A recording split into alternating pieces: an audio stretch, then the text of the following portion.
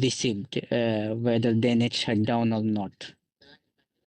No, I am not telling if you need shutdown or not. What I am telling is if operation foresee any startup of something or any control shutdown of something, probably operation will tell you no. Wait until I finish and later you make the software modifications and updates. Okay. I don't believe that they will allow you at the same time that they are making like a critical operation, like a shutdown or a startup, to be making at the same time modifications in the software. You see my point? Yes. So, see, I mean, Sudeep, say for example, if OEM is there in the control room and they are upgrading or modifying the software. So during the modification of software, can I allow my operation to carry on or no? that actually, yeah, but OEM will be. If you modify any logic and after that we have to, I mean, if at the time again you have to restart the system. At that time it's not allowed, sir.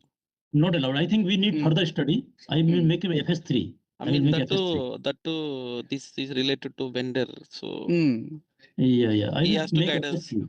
Yeah, because it's related to vendor, but it's anticipating too much to say straightforward that this is allowed when we don't have the data to make the proper assessment. Yeah, you can make it FS3. Yeah, further study is correct. Even this both I will put FS3.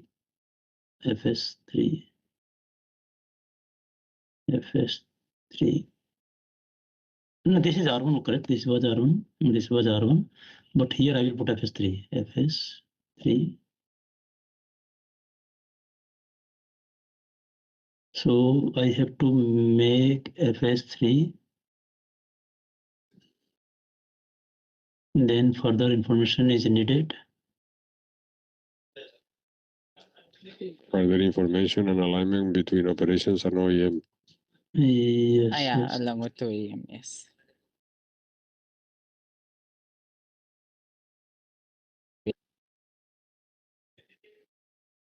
And I will copy and paste this one. This is also important. We have to find out from the OEM. You know the OEM, right, Sudeep? Yes, sir. So further information needed for ICSS modification and software upgradation. And second activity is this one. And software modification in the existing SCADA network at MPS, IPS, MP21 and MOD.